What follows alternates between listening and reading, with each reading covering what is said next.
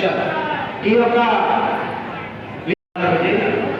Actually Prabhuji మళ్ళీ భక్తులు హైదరాబాద్ నుంచి సుమారుగా 70-80 మంది భక్తులు వచ్చారు హైదరాబాద్ నుంచి. మనందరికీ వాళ్ళ యొక్క అమూల్యమైన సమయాన్ని మనకి ఇచ్చారు సాంగత్యము. సో వాళ్ళందరూ పొద్దున లేచి అంత శ్రమపడి మనందరికీ సాంగత్యం ఇచ్చారంటే యాక్చువల్లీ వాళ్ళ యొక్క విశాల హృదయంతో మనందరూ ముద్రిపోయేదానికి వచ్చారు. సో మీరందరూ ఒకసారి విశాల హృదయంతో వాళ్ళందరూ అంత దూరం నుంచి వచ్చారని వచ్చినందుకు మనం హృదయపూర్వకంగా వాళ్ళకు కృతజ్ఞత చెప్తూ ఒకసారి గట్టిగా హరే కృష్ణ మహామంత్రం అనండి.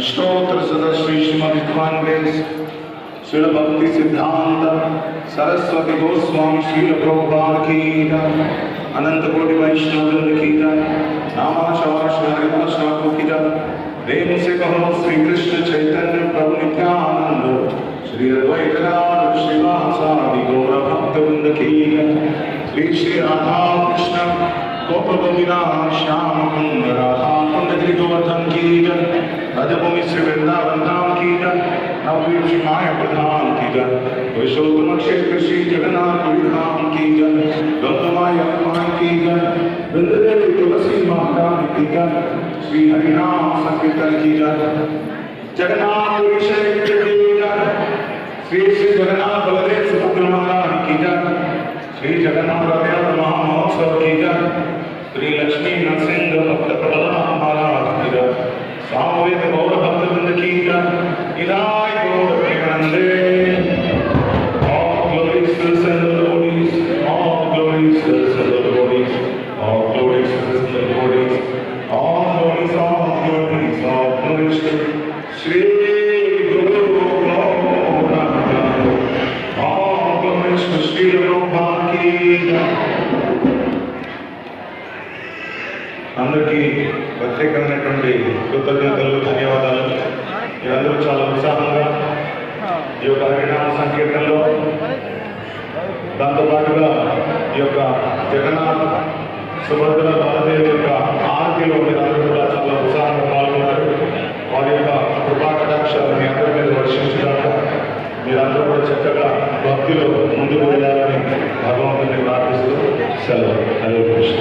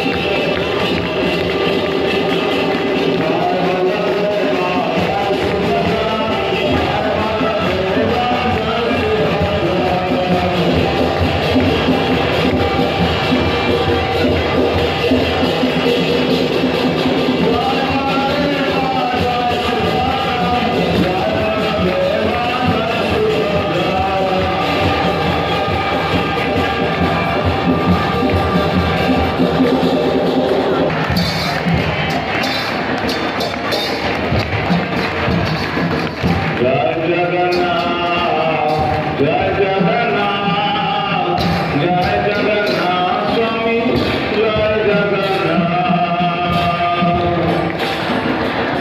ఎంతమంది ఉన్నారు? గట్టిగా చెప్పలేదా? గట్టిగా జయ జగన్నాథ్ జయ జగన్నాథ్ జయ జగన్నాథ్ స్వామి జయ జగన్నాథ్.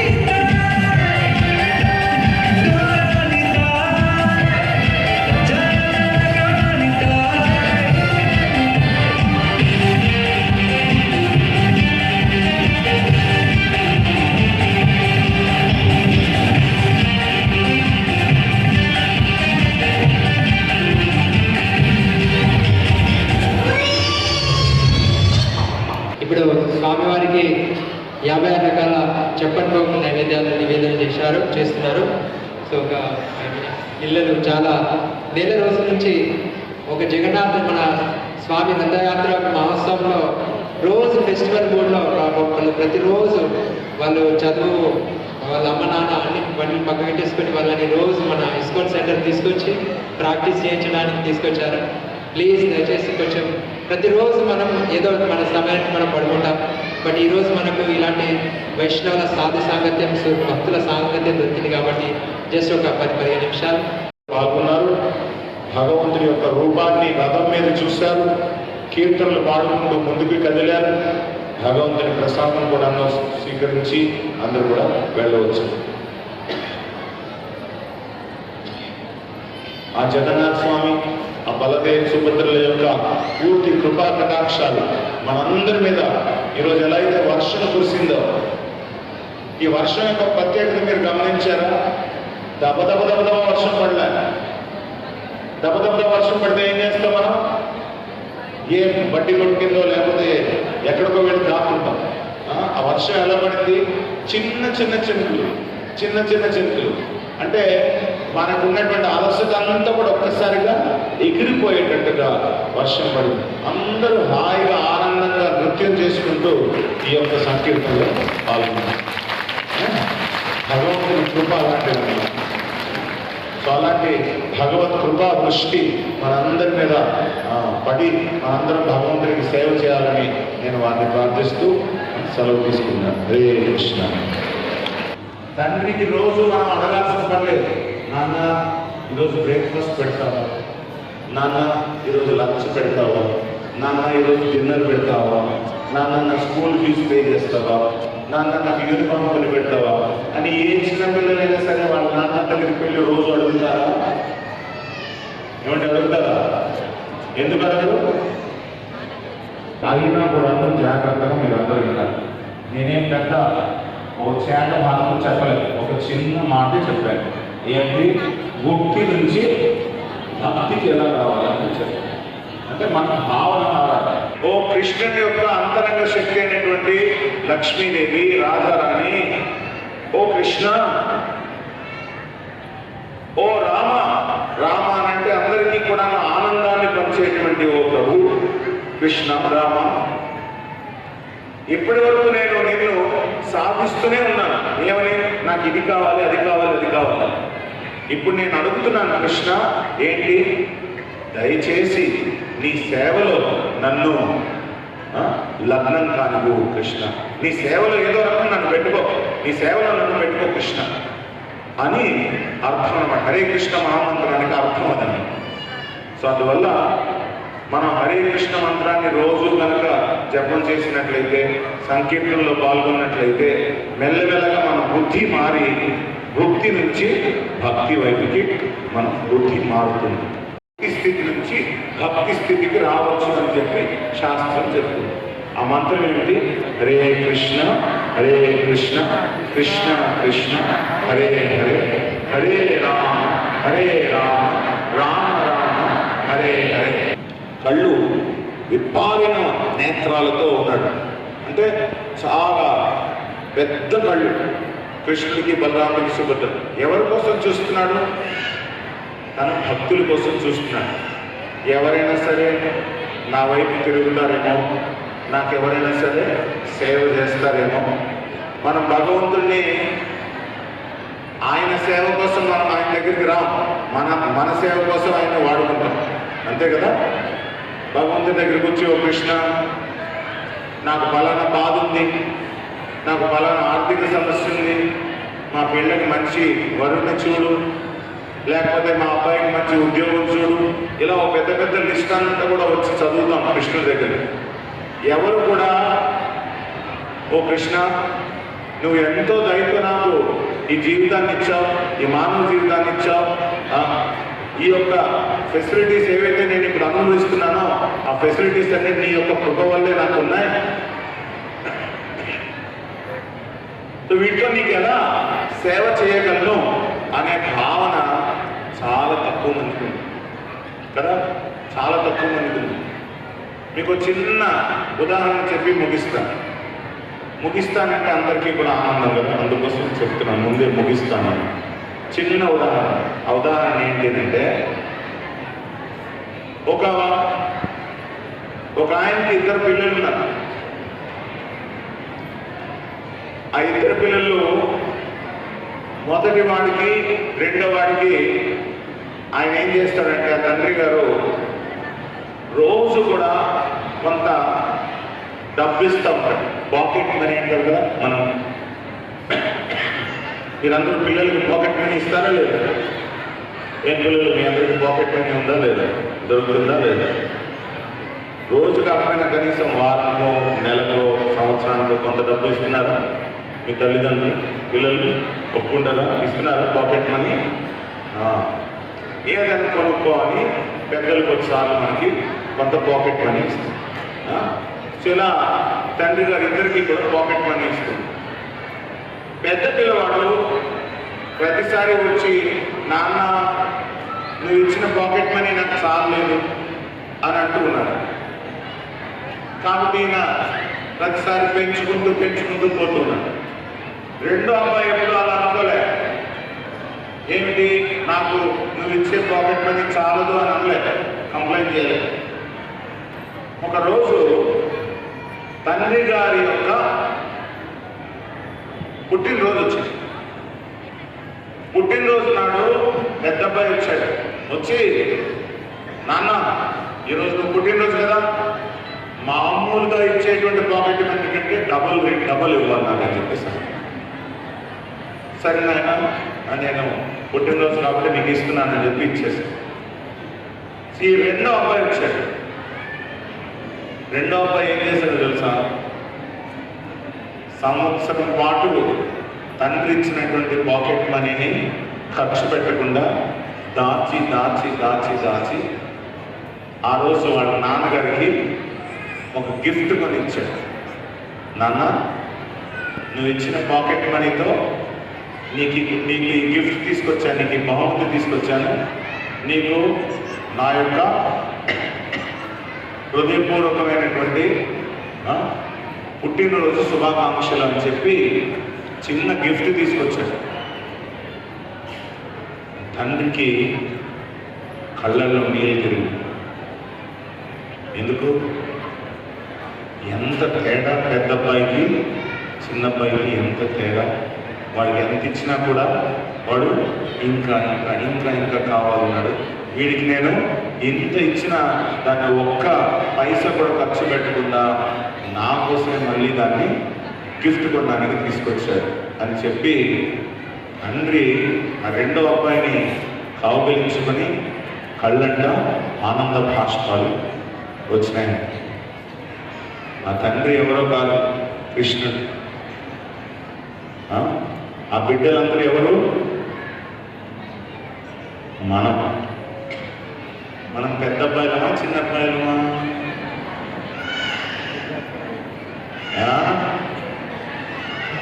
మనందరం పెద్ద అబ్బాయిలమా చిన్న అబ్బాయిలమా? నిజం చెప్పండి. ఇక్కడ హృదయం మీద చేయి పెట్టుకొని కనుక మనం చెప్తే మనందరం ఏ కేటగిరీకి వస్తాం? పెద్ద అబ్బాయి కేటగిరీకి వస్తాం. అవునా? ఒప్పుకుంటారు అందరూ? మరి మనం కృష్ణుడి యొక్క ఆనందాన్ని చూడాలంటే, ఆయన యొక్క కంటిలో ఆనంద భాష్పాలు మనం చూడాలంటే ఎలా మారాలి? చిన్నబ్బాయి. మరి ఒకసారి ఆలోచించండి. ఆ తండ్రి ఆస్తి ఇచ్చేటప్పుడు ఎవరు ఆయన మనసులో మెదులుతారు? ఆస్తిని పంచేటప్పుడు పెద్ద అబ్బాయి ఎక్కువ మెదులుతాడా, చిన్న అబ్బాయి మెదులుతాడా? ఎందుకు? ఆయనకు బాగా కాన్ఫిడెన్స్ ఏంటి? వీడికి నేను ఎంత ఇచ్చినా వీడు అనవసరంగా ఖర్చు పెట్టాడు అనేటువంటి కాన్ఫిడెన్స్. అలాగే ఆ పెద్ద అబ్బాయి చిన్న అబ్బాయి అంటే ఎవరు తెలుసా? చిన్న అబ్బాయి భక్తుడు, పెద్ద భుక్తుడు. భక్తి భుక్తి.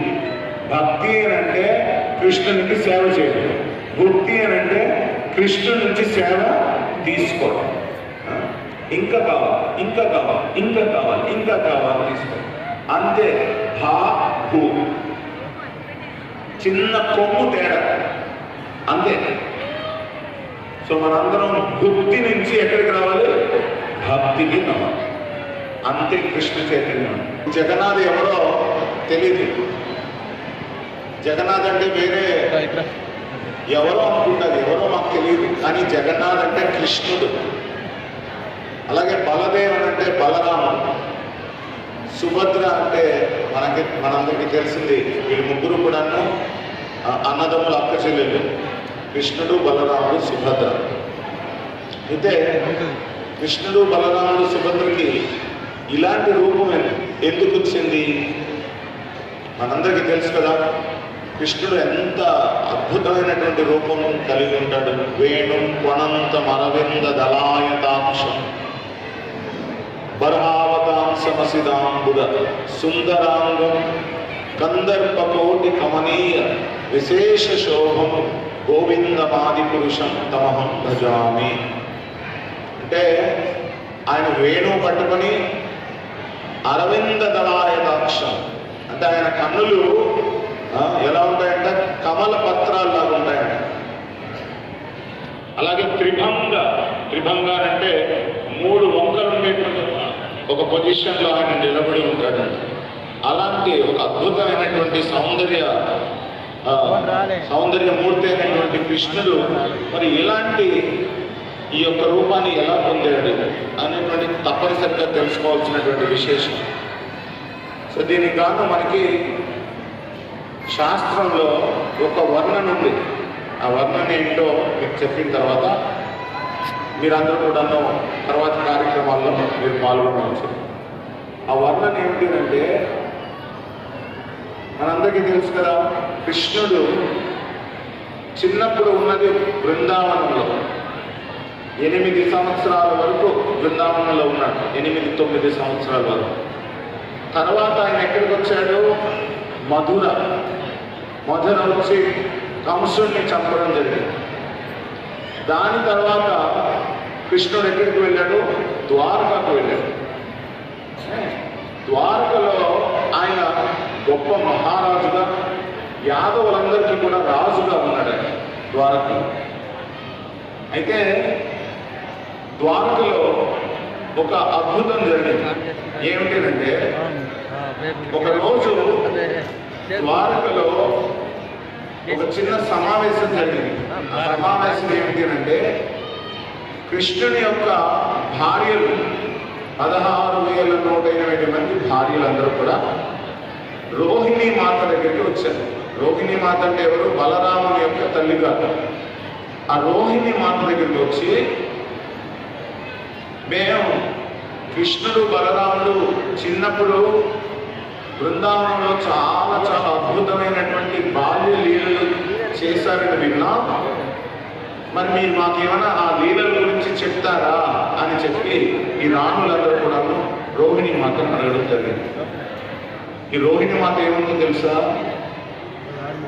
నేను చెప్పడానికి సిద్ధమే కానీ పొరపాటున కనుక ఇవి వాళ్ళ చెవిన పడ్డాయి అంటే, వాళ్ళ చెవిన అంటే ఎవరు? కృష్ణుని యొక్క బలరాముని యొక్క చెవిలో పడ్డాయనంటే వాళ్ళు ఈ ద్వారక వదిలేసి బృందావనం పరిగెడతారు. మీ భర్త మీకు దక్కడు అని చెప్పి ఆమె రోహిణీ మాత చెప్పింది. అయితే ఎట్లా మరి? వీళ్ళందరూ వినాలనుకుంటున్నారు కానీ పొరపాటున ఏదైనా కృష్ణుడు కనుక వచ్చేసాడు అనుకో, బలరాముడు వచ్చేసాడు అనుకో, వాళ్ళందరూ తమ భర్తని బృందావనానికి వెళ్ళిపోయేటట్టుగా చేసిన వారు అవుతారు కదా అని వీళ్ళు ఒక ఆలోచన చేశారు. ఆలోచన ఏంటి? ఆ డోర్ దగ్గర సుభద్రని కాపలా పెట్టారు. దేనికి కాపలా? చుట్టుపక్కల ఎక్కడైనా సరే కృష్ణుడు కానీ బలరాముడు కానీ దగ్గరకు వస్తే నువ్వు మాకు సంకేతం ఇవ్వు, సిగ్నల్ ఇవ్వు, వెంటనే మేము ఆపేస్తాం అని చెప్పి ఆ డోర్ దగ్గర సుభద్రని పెట్టారు. సో ఇంకా రోహిణీ మాత ఈ 16,108 మంది గోపికలకి కూడా కృష్ణుని యొక్క బృందావన లీలల్ని వర్ణించడం మొదలుపెట్టింది. ఈ వర్ణించడం మొదలుపెట్టేసరికి వీళ్ళందరూ కూడా చాలా చాలా నిమగ్నతతో వింటూ ఉన్నారు. ఇంకా సుభద్ర ఏం చేస్తుంది? ఇటు అటు చూస్తుంది. ఎక్కడైనా కృష్ణుడు కానీ బలరాముడు కానీ వచ్చేస్తారు చూస్తుంది. కానీ తన చెవులు మాత్రం ఎక్కడున్నాయి? ఈ వర్ణంలోనే ఉన్నాయి. సో ఎప్పుడైతే ఆమె మెల్లమెల్లగా చూస్తూ ఈ వర్ణంలోకి ఎప్పుడైతే లీనమైపోయిందో, కృష్ణుని యొక్క బాల్య లీలలు సుభద్ర ఎప్పుడైతే విన్నదో ఆమె శరీరం మొత్తం కుంచుకుపోయిందంట. అంటే ఎంత ఆనందం పొందింది అంటే, ఎవరైనా సరే మహదానందం పొందారనుకో శరీరంలో మార్పులు వస్తాయి. ఆ మార్పులు ఎలా వస్తాయంట? మీరు కనుక సుభద్రను చూస్తారనుకోండి, సుభద్రకి చేతులు కూడా కనీసం లేవు. మొత్తం చేతులు కాళ్ళు అన్నీ కూడా శరీరంలోకి వెళ్ళిపోయి ఒక దివ్యమైనటువంటి ఆనందానికి లోనైంది. అలాంటి సమయంలో కృష్ణుడు బలరాముడు వచ్చారు. వాళ్ళు వచ్చేసరికి ఈమె ఎంత ఎక్స్టసీలో, ఎంత ఆనందంలో నిమగ్నం అయిపోయిందంటే వాళ్ళు వచ్చింది ఈమె చూసుకోలేదు. వాళ్ళు దూరంగా వచ్చి చూసేసరికి ఇదేంటిది, మన సుభద్ర ఇలా అయిపోయింది ఏంటి, బాగానే ఉండేది కదా, ఎందుకు ఇలా అయిపోయింది సుభద్ర అని చెప్పి వాళ్ళు మెల్లమెల్లగా దగ్గరకు వచ్చారు. దగ్గరకు వచ్చేసరికి ఏమైంది, ఈ యొక్క బృందావన లీల వర్ణన వీళ్ళ చెవుల్లో పడింది. కృష్ణుని చెవుల్లోని బలరాముని చెవుల్లో, ఇద్దరి చెవుల్లో పడింది. సుభద్రకి ఏమైందో అదే పరిస్థితి కృష్ణుడికి బలరామునికి కూడా అయింది. అంటే వాళ్ళు తమ లీలల్ని వర్ణన్ని విని వారి యొక్క